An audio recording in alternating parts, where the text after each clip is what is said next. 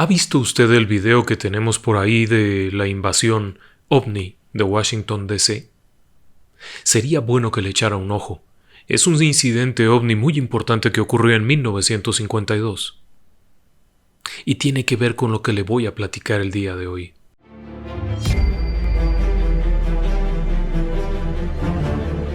Relatos del lado oscuro.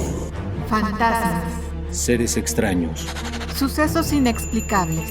Perversidad humana. Historias que otras mentes prefieren ignorar.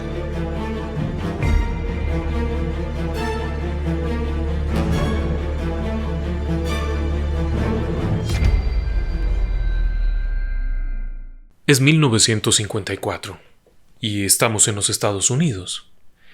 Es un mundo un poquito extraño porque, por una parte, la Segunda Guerra Mundial terminó unos 9 años atrás, pero está viva la guerra de Corea por allá, hay amenazas en otros países, está la Guerra Fría en todo su apogeo, el crecimiento del armamento nuclear, además hay un montón de miedos acerca del espionaje, ha crecido la idea de que los soviéticos son terribles, los rusos como les llaman, hay rumores, historias falsas, bueno.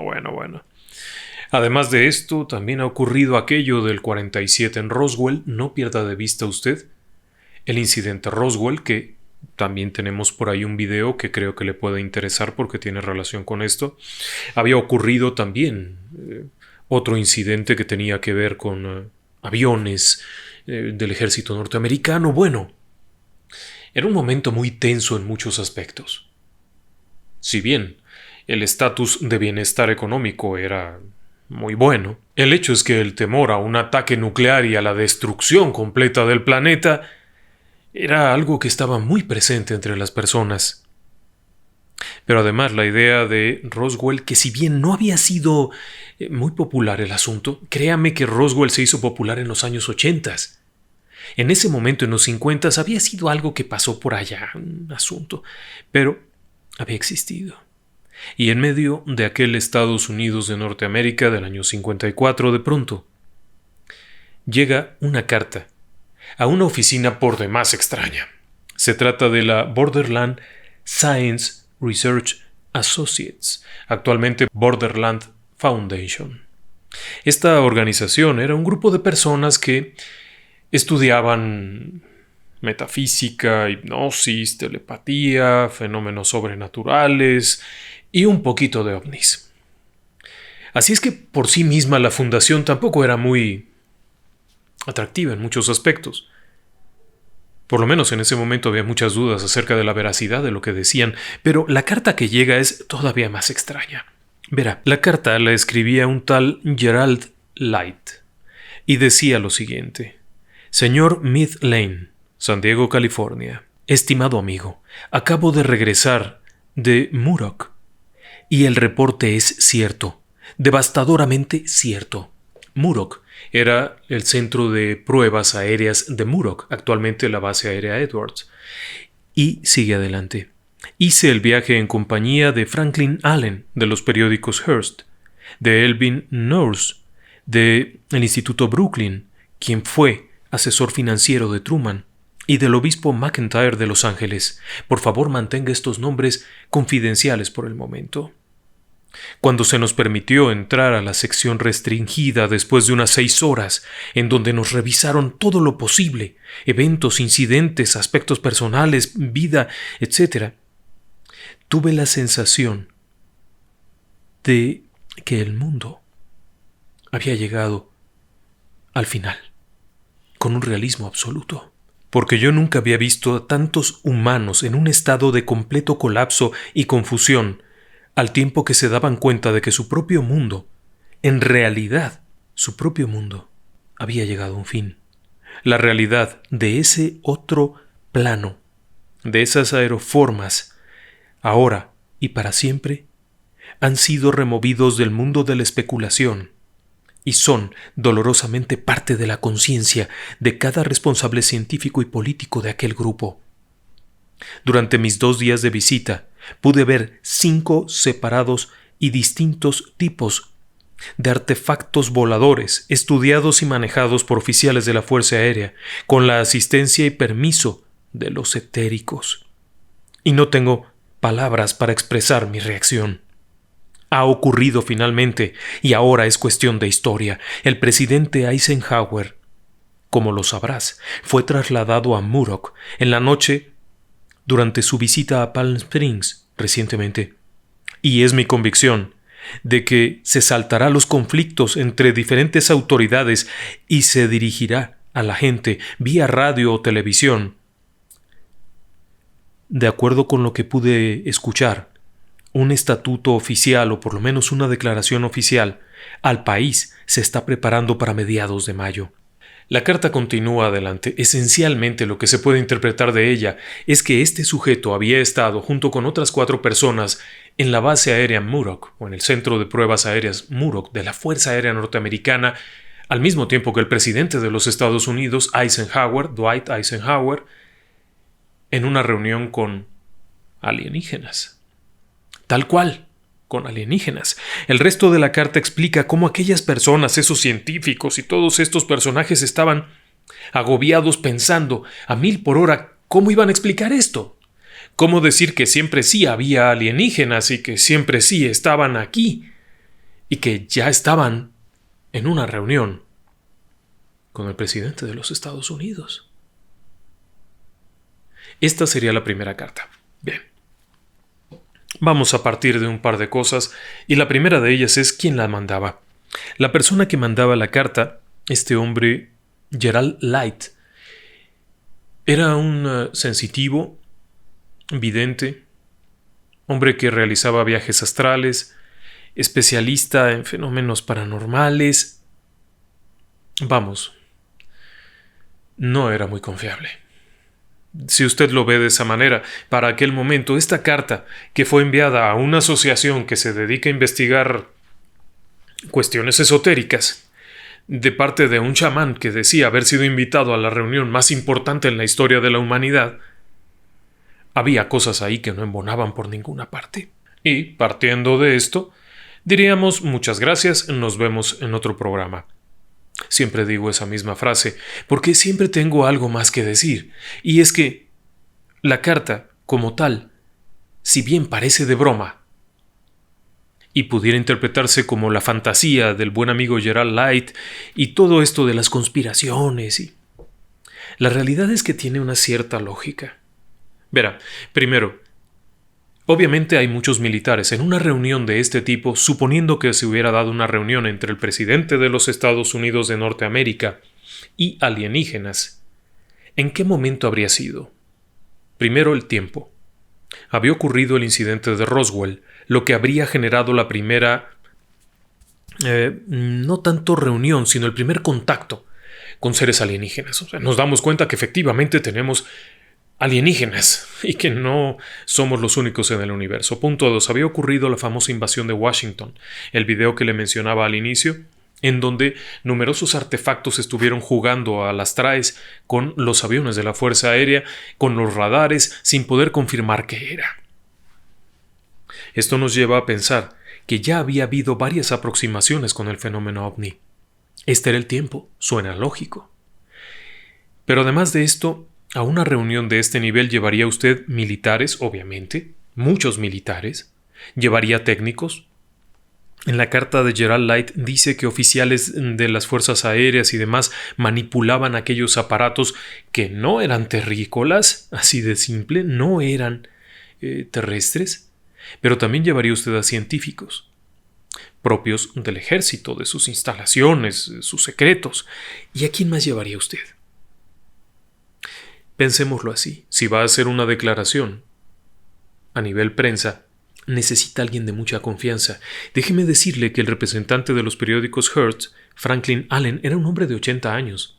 Había servido al gobierno de las formas más variadas. Era un periodista de mucho respeto y amigo de Dwight Eisenhower. Si hubiera invitado a un periodista, habría sido a Franklin Allen, con la idea quizá de ponerse de acuerdo en cómo lo manejaría un periodista de esta talla. También habría buscado la asesoría de un experto en economía. ¿Qué pasaría con la economía del mundo? Hemos descubierto que hay alienígenas y que ya están con nosotros. ¡Wow! Las bolsas de valores al suelo. ¿Qué podemos hacer? Y luego, la religión. Si bien en Estados Unidos hay múltiples creencias y muchas religiones diferentes, una religión a nivel global que es muy conocida y muy dominante es la católica, que además tenía sus propios intereses y que tiene una estructura que puede servirle para este propósito. Y adivine qué, el obispo McIntyre, que en la carta se menciona, era el representante, el delegado papal. El Papa, en el momento en el que esto ocurre, que sería Pío XII, no viajaba a ninguna parte. No salía de Roma. Tenía sus delegados que iban a atender los asuntos. McIntyre era el delegado del Vaticano. Era la persona a la que alguien llamaría para ir a una reunión. Por lo tanto, si bien la carta puede ser producto de la imaginación conspiranoica y purulenta de este sujeto, de Gerald Light, puesto que era una persona que quería creer en esto, y le estaba convidando su información a una asociación misteriosa que quería creer en esto también, el hecho es que tenía cierta lógica. El tiempo y un asunto que mencionaba, que fue lo que inmediatamente prendió los radares, cuando dice que el presidente Eisenhower fue llevado a Muroc con urgencia durante la noche en su reciente visita a Palm Springs. Ese detalle es clave, y espera saber por qué. En 1954, Dwight Eisenhower era un tipo muy querido en Estados Unidos. Junto con su esposa, Mamie, eran personas muy apreciadas. La gente le seguía el paso. No era una figura como las últimas que hemos conocido de Estados Unidos, sino que era un ejemplo a seguir. Había sido general. Fue el general que ganó la Segunda Guerra Mundial en Europa. Era un tipazo. Era el jefe de las fuerzas conjuntas europeas. Estaba por encima de Patton, por encima de Montgomery. Era un personaje muy apreciado cuando ganó la presidencia y de hecho la ganó 2 veces. Fue por absoluta mayoría. Pero hay una historia que poca gente conoce. Y es que en un cierto momento, los servicios de prensa de la Casa Blanca anunciaron que Eisenhower, Ike, como se le conocía cariñosamente, tomaría unas vacaciones en Palm Springs, California. Eso llamaba la atención, primero porque acababa de regresar de unas vacaciones de cacería en Georgia. Segundo, ¿por qué a Palm Springs? Aquello era un rancho. Realmente en ese momento, en 1954, Palm Springs tendría 8,000 habitantes, escasamente 8,000 habitantes. Y para colmo de males, como todo fue tan precipitado, no había ni siquiera un hotel lo suficientemente grande para alojar al presidente, a su comitiva, al equipo de seguridad, y tuvieron que rentar una casa. Pero la casa resultaba inapropiada y terminaron quedándose en la casa de un conocido que les prestó toda la casa. No era un escenario apto, no reunía las medidas de seguridad, todo había sido muy improvisado y para colmo de males, la noche del 20 de febrero de 1954, Eisenhower desaparece. De pronto desaparece. No está. Y se corre la voz de que acaba de morir. Estaba enfermo, era un hombre mayor. Incluso hay una nota de prensa que se emitió esa misma noche por parte de un medio norteamericano, en donde anunciaban la muerte de Eisenhower, porque había desaparecido. No volvería a aparecer sino hasta el día siguiente, bien entrada la tarde, el día 21 de febrero, argumentando que había tenido que salir de urgencia porque se le había roto un diente mientras cenaba. Y había tenido que ir a que se lo curaran. Y para demostrar que era cierto, aquí está el dentista que me arregló el diente.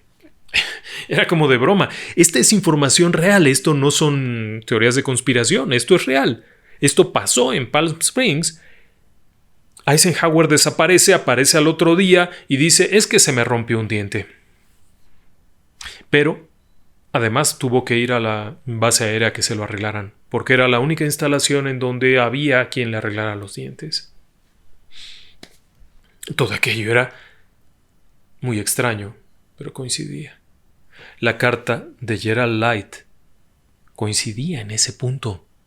Es decir, que mucha de la información estaba bastante consistente. Si bien Gerald Light no explicaba qué era lo que había visto exactamente.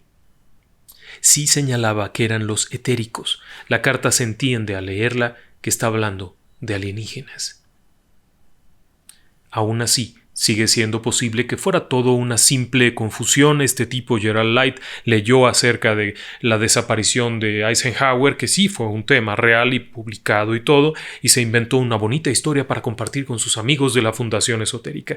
Sí, pero no. Y ahí viene otro punto, y es que lo más extraño es que no es la única correspondencia en ese sentido, ni tampoco la única afirmación de que esta reunión ocurrió.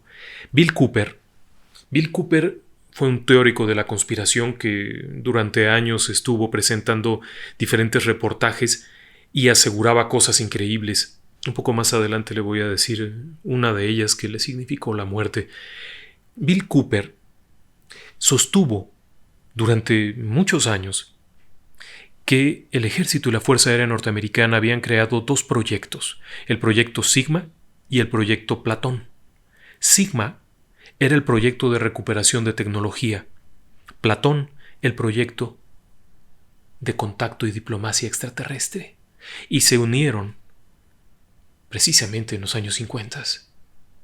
Ambos proyectos han sido señalados como otra cosa y tienen diferentes fachadas, pero en su momento Bill Cooper aseguraba que eran reales y que además respondían al Majestic 12, del cual otro investigador, Stanton Friedman, consiguió pruebas de su existencia. Así que poco a poco se van sumando factores. Pero Bill Cooper, él aseguraba que primero, hacia 1953, después de los incidentes sobre Washington, se habría establecido un contacto, una comunicación con los extraterrestres. Esta comunicación se habría logrado mediante señales de radio trabajadas a través de código binario. ¿Por qué habían hecho esto? Porque había cientos de radioescuchas, utilizando onda corta, solamente para escuchar las comunicaciones del gobierno. Así habían obtenido informes acerca de las pruebas espaciales, de vuelos de prueba de aviones, cuando Chuck Yeager logró romper la barrera del sonido con aquellos aparatos primitivos. En realidad, la noticia no la dio la propia Agencia Espacial Norteamericana, sino los radioaficionados que habían oído las comunicaciones. Así es que una y otra vez habían hecho esto. Por lo tanto, y de acuerdo con Bill Cooper, este teórico de la conspiración, el contacto se habría dado en código binario clasificado, de tal manera que no se podía entender simplemente así como así. Pero el contacto era básicamente que querían reunirse con el presidente de Estados Unidos. ¿Parece de película? Bien, vamos a seguir un poquito más adelante. Lo interesante del tema es que Bill Cooper aseguraba haber encontrado esto mientras trabajaba para el ejército norteamericano en programas secretos. Y en esta ocasión, a diferencia de otros muchos supuestos teóricos de conspiración que tienen experiencia militar, Bill Cooper sí era un militar. Espera que le diga, Bill Cooper fue parte del equipo de inteligencia naval del Comando del Pacífico. Era el oficial de inteligencia del jefe supremo del Comando Pacífico. Y como oficial de inteligencia tuvo acceso a todo tipo de documentos confidenciales en los años 70. Es de señalar que Bill Cooper insistía en señalar que la fecha fue del 20 al 21 de febrero de 1954, cuando el presidente Dwight Eisenhower, más conocido como Ike, se reunió con alienígenas él mismo en persona. El encuentro, según decía él, fue básicamente un encuentro en el campo de pruebas Muroc, cerca de Palm Springs, California, y habría sido en diferentes etapas. El primer encuentro habría sido con un tipo de alienígena, pero los demás fueron con otros tipos de alienígenas, en total 4 diferentes. Así es que aquello no era una única ocasión. Bill Cooper aseguraba que la primera reunión, aquella espectacular reunión del 20 al 21 de febrero, habría sido con unos sujetos de apariencia rubia, totalmente blancos, incluso los labios blancos, y de gran altura, quienes venían en son de paz y no ofrecían tecnología, no ofrecían armamentos, no ofrecían nada de eso. Lo único que pedían era quitar las armas nucleares, desarmar completamente al planeta en ese sentido, y ellos ayudarían a reconstituirlo socialmente y ecológicamente. Si usted pensaba que eso era un invento de los años 90, de que los hermanos de la luz venían, no. En el encuentro del 54 con Eisenhower, y de acuerdo con este investigador, los alienígenas que tuvieron contacto con Ike ofrecieron eso. Sin embargo, era exactamente en el meollo de la Guerra Fría. Los soviéticos ya tenían el arma nuclear, los americanos también. Por lo tanto, Dwight Eisenhower no aceptó el trato. De acuerdo con lo que Bill Cooper decía, simplemente se negaron a destruir el armamento nuclear, asegurando que esto significaría poner en riesgo a todo el planeta. En parte tenían razón, y no solamente porque los soviéticos tuvieran armas nucleares, sino porque si se daba un enfrentamiento con estos alienígenas, ¿qué podrían hacer? Nada, ciertamente nada. Lo único que les quedaba era creer que las armas nucleares podrían servir. Tras aquel encuentro, estos alienígenas de gran altura y delgados, muy blancos, habrían partido. En los encuentros sucesivos, sin embargo, no sería el presidente Eisenhower el que estaría al frente, sino que habría otras personas, otros militares, asistentes quienes acudirían. Y, de acuerdo con lo que dice Cooper, habría un acuerdo final. Él tendría conocimiento. Bill Cooper era hijo de un famoso militar de alto rango de la Fuerza Aérea, que según parece estuvo presente en aquel encuentro, y él, años después, encontró los documentos mientras buscaba datos de inteligencia para el Comando Pacífico. Nuevamente volvemos al terreno de la conspiración y novelas y películas. Bill Cooper era un sujeto tan extraño que había servido para el ejército norteamericano y la marina durante 21 años. Sí. Era un tipo que había estado muchísimo tiempo en la milicia, y él no era falso, no era un invento. Están los registros, están documentos en donde se le asignan misiones y cosas. Era real. Este sujeto haría una especie de anuncio o publicaría un artículo que resultaba por demás extraño porque en junio de 2001, no pierda de vista la fecha, publicó un artículo que decía que habría un gran ataque en los Estados Unidos y que se culparía a Osama Bin Laden, pero que no iba a ser cierto. Eso lo dijo en junio. En septiembre ocurrió el ataque contra las Torres Gemelas. En noviembre, Bill Cooper murió, abatido por los disparos de la policía en su casa. Nunca se explicó exactamente qué pasó porque Bill Cooper había llamado a la policía reportando que había vándalos destruyendo cosas en su cochera o a un lado de su casa. Cuando llega la policía, llegan vestidos de civil, no llevan torretas, no llevan sirenas. Bill Cooper se asoma, grita amenazante, ya viene la policía, y lo matan. Pero además también hay un policía muerto. Así es que nunca quedó claro por qué murió, pero este tipo que había anunciado que se culparía a Osama Bin Laden del ataque fue el mismo que dijo sí hubo un encuentro entre Dwight Eisenhower y los alienígenas nórdicos, así se les conoce a estas criaturas, pero tampoco termina ahí el asunto. No sé si alguna vez ha oído usted hablar de Charles L. Suggs. Suggs fue un comandante de la Marina y en sus últimos momentos de vida en el 87, él fue el que aseguró haber estado junto a Eisenhower en la reunión del 54. Charles Suggs, además, dio detalles muy precisos acerca de la apariencia y de otros asuntos, por ejemplo, el encuentro. Charles Suggs señalaba haber visto llegar el plato volador, así le denominaban ellos, haber llegado la nave, posado sobre la pista, con un trípode, y haber descendido dos alienígenas. Uno de ellos permaneció cerca de la nave, otro avanzó hacia el presidente permaneciendo siempre a una cierta distancia. Mientras esto ocurría, militares estaban por todas partes, varios aviones de combate estaban listos en la pista, los motores encendidos, todo el mundo preparado. Pero la comunicación fue tranquila. Suggs coincidía en señalar que eran sujetos muy blancos, con los labios blancos, sin cejas, y su comportamiento no era agresivo, pero Suggs, además, aseguraba que la comunicación no había sido verbal, sino telepática. Y coincidía exactamente con lo que decía Cooper y lo que decían los demás. En este punto, aseguraba que lo primero que pidieron aquellos visitantes era eliminar las armas atómicas. Y gracias a esto, ellos podrían otorgarnos cosas como bienestar, salud, medicamentos, curaciones, arreglo del planeta. Y hay un detalle todavía más peculiar. Se encargarían de alejar a los grises. Ese punto es sensacional. Pero bueno, no terminaba ahí. Esto, de acuerdo con lo que decía el propio Charles Suggs, había ocurrido en la pista de Muroc, posteriormente base aérea Edwards. Todos coincidían, pero además, todos coincidían en diferentes momentos y no se habían conocido, ni estaban relatando lo mismo. Tenían detalles peculiares cada uno, informaciones peculiares. La carta aquella de Gerald era la primera, pero posteriormente los otros arrojaban información que tenía lógica. Después vendría John Lear. John Lear, uno de los creadores de la Lear Company, la creadora de jets ejecutivos y demás, fue piloto de la CIA, piloto de pruebas de la CIA y de la Marina y del Ejército. Un tipo espectacular, tremendo. Trabajó para Lockheed Martin y muchas otras cosas. Y este sujeto, Lear, aseguraba que sí hubo una reunión.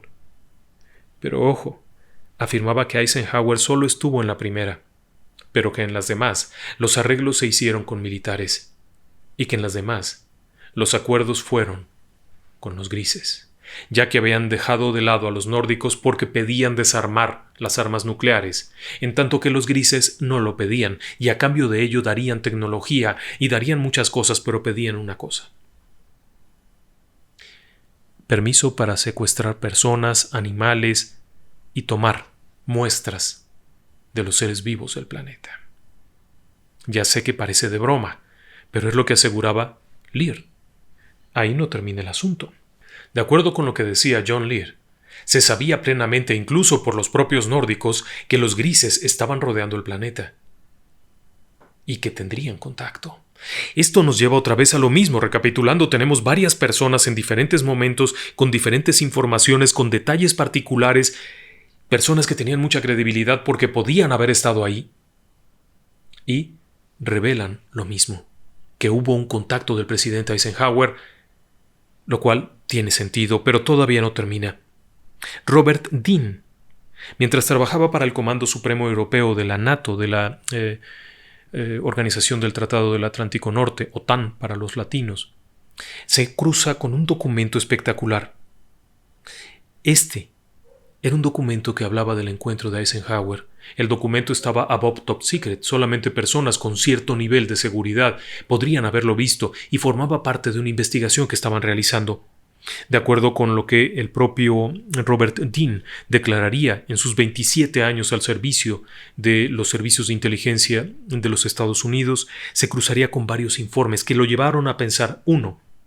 Primero, los nórdicos fueron rechazados. Segundo, el encuentro de febrero del 54 no fue afortunado y no terminó en nada. Los nórdicos se retiraron y no siguieron ayudando al presidente Eisenhower, pero siguieron presentes.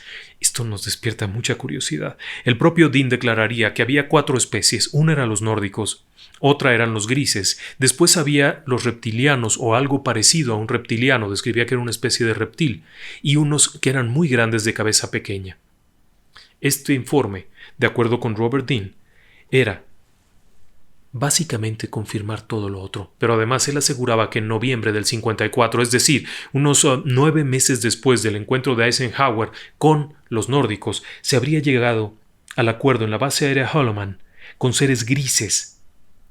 El acuerdo con los grises, o el trato, habría sido conocido dentro de las fuerzas de inteligencia y se habría asignado al programa Majestic 12 el control del acuerdo. El acuerdo no era otra cosa que se autorizaba a los grises a tomar personas para realizar experimentos, tomar muestras, análisis que serían posteriormente devueltas, y se informaría de las personas que habían sido tomadas al Majestic 12. ¿Parece increíble? Espere tantito. ¿Conoce usted la historia de Phil Schneider? Phil Schneider no solamente se queda con que se firmó un acuerdo, sino que tiene el nombre del acuerdo. El acuerdo se llamaba Greada. Y, dado que fue un acuerdo que no estaba autorizado por el Congreso de los Estados Unidos, el acuerdo se manejó internamente de forma ultrasecreta. Es decir, solamente unos pocos sabían de la existencia de esto. ¿Quiénes eran esos pocos? El Majestic 12, por supuesto, que estaba por encima del propio presidente de los Estados Unidos, y las altas esferas del gobierno. Sabiamente, en alguno de los discursos en West Point, uno de los generales de 5 estrellas, el mayor rango en los Estados Unidos, habría declarado: los militares nos quedamos. Ellos cambian cada 4 años. Así es que el grupo de control, el que habría llegado al acuerdo Greada, eran los militares. Y sabiendo que los militares no liberarían la información, el presidente haría un discurso de despedida en donde se refería a esto. El discurso final de Eisenhower, antes de dejar la presidencia de los Estados Unidos, señalaba que había fuerzas que se oponían a la libertad de expresión. Es decir, que no se valía decir las cosas. Esto es lo que a mí me ha llamado la atención. Ahora, el Tratado Greada. El Tratado de Greada se trataba de un acuerdo, como le digo, para secuestrar personas. Cada 10 años se tendría que confirmar, pero, obviamente, aquellos personajes no lo cumplieron, y se cree que siguieron secuestrando gente indefinidamente, que algunos regresaban, otros no, se llevaban animales, interactuaban, atacaban, etc. Solamente fueron controlados porque finalmente los nórdicos seguían presentes y podían contenerlos. Pero todavía falta alguien más. Si usted creía que ya habíamos terminado, pues no. Philip Corso, ¿lo recuerda usted? Coronel, un personaje que estuvo durante muchos años en el ejército y la fuerza aérea, un personaje que fue condecorado en varias ocasiones, que estuvo destacado en muchos lugares, no solamente en Vietnam, sino que estuvo en muchas partes. Este sujeto en 1998 aseguró que el acuerdo Greada no era un acuerdo como tal, sino más bien una especie de rendición, porque se aceptaban los términos que habían puesto los grises. Philip Corso no era un loco que estuviera fantaseando. No era un aficionado a los panfletos ni a los pasquines. Era un militar de alto rango, con una tolerancia de acceso a la información altísima. Y declaró que era una rendición, pero que a cambio de eso se recibieron tecnologías asombrosas. Él agregó en su última declaración de 1998 que como parte del acuerdo Greada, Estados Unidos recibió tecnología que serviría para crear la fibra óptica, el rayo láser, los dispositivos de almacenamiento masivo, los microchips, los procesadores, materiales como el Kevlar, la fibra de carbono y otros. Cabe señalar que no solamente se entregaron a los Estados Unidos. El acuerdo Greada era con los Estados Unidos, pero se liberaron acuerdos similares en otros países. ¿Fantasía? Déjeme decirle que la bisnieta de Eisenhower, todavía hasta hace unos años, sostenía que su bisabuelo había confirmado a su padre, a su madre y a ella que el acuerdo sí había existido y que sí habían estado ahí. Y lo peor de todo es que el acuerdo Greada sigue estando presente. ¿Usted qué pensaría de todo esto que le he platicado? ¿Que un montón de locos inventaron una historia increíble? Vamos a partir nuevamente, muy breve. Gerald Light era un sujeto que podía ser un poco misterioso, medio chamánico, hacía viajes astrales, etc. Bill Cooper era un teórico de la conspiración, pero había sido militar y había tenido acceso a muchos informes. Fue asesinado tras revelar abiertamente que habría un atentado masivo en los Estados Unidos que coincidió con el atentado del 11 de septiembre. Bien. De ahí nos vamos con John Lear. Él podría haberlo sabido, era piloto de prueba, estuvo ahí, era el hombre secreto, vamos a decirlo, era el que probaba las máquinas ultrasecretas, los aviones secretos, él era el que lo probaba. Después tenemos, por ejemplo, a Philip Corso, coronel en inteligencia, a Charles Lux, miembro de la inteligencia. Ya no estamos hablando de un montón de fantasiosos. Estamos hablando de gente en altos niveles que de pronto asegura que en 1954 el presidente Dwight Eisenhower se reunió con alienígenas y que posteriormente existe un acuerdo que está vigente y activo. Y junto a todo esto que le estoy diciendo, apenas hace 2 días se libera el famoso reporte de investigación FANI, Fenómenos Aéreos No Identificados, al Congreso de los Estados Unidos. Son 9 hojas, básicamente, y no dicen nada. Como era de esperarse, el secreto acerca de estos temas sigue estando presente y quizá este video le parezca fantasioso. Pero le acabo de presentar a usted testimonios de personas que tenían cómo obtener la información, al mismo tiempo que datos curiosos que podían confirmar la teoría, y una carta que tiene cierta lógica, sobre todo cuando se sabe que en 1961, es decir, unos 7 años después, el Papa Bueno, Juan XXIII, tendría aquel famoso encuentro con el alien en los jardines de Castel Gandolfo, pero eso es otra historia que después le contaré. Por el momento, permítame que mande saludos. Primero que nada, queremos mandar un saludo muy cordial a Lilian Álvarez. Ella siempre nos acompaña en el canal, lo agradecemos muchísimo, le mandamos un abrazo muy fuerte. Para Ludi Velasco. Ludi Velasco es una compañera del programa, una amiga del programa que nos acompaña desde Brasil y a veces nos escribe algún mensaje en portugués y bueno, es muy emocionante saber que nos acompañan en diferentes países, incluso que no son de habla hispana. Antonio Castro, él felicita a su esposa Ciani, cumple el 10 de julio, le mandamos un fuerte abrazo a Ciani, gracias por acompañarnos. Araceli Domínguez, que cumple el 15 de julio, le mandamos por adelantado un fuerte abrazo. Muchas gracias. En cuanto a saludos, tenemos aquí Yair Gibran, él cumplió apenas el 1 de julio, él es de Pachuca, Hidalgo, en México, y no tuvimos oportunidad de felicitarlo, pero lo felicitamos un poquito tarde. Para La Sombra de Fausto, que nos escribe desde Ciudad de México. Para Catalus. Catalus le manda un cordial saludo a su gran amiga Aisha, que también es una gran amiga de este programa y que siempre nos acompaña y nos envía cosas bellísimas. Es un personaje, es una escritora argentina, además una intelectual. Así es que de parte de Catalus le mandamos un fuerte abrazo a Aisha. Ella le recomendó el canal y también a Román Ortiz. Muchas gracias. Daniel Bravo felicita a Mónica Mondragón, que es su esposa y que cumplió el 4 de julio. Así es que ahí está. Un abrazo para todos ustedes. Nos escuchamos muy pronto.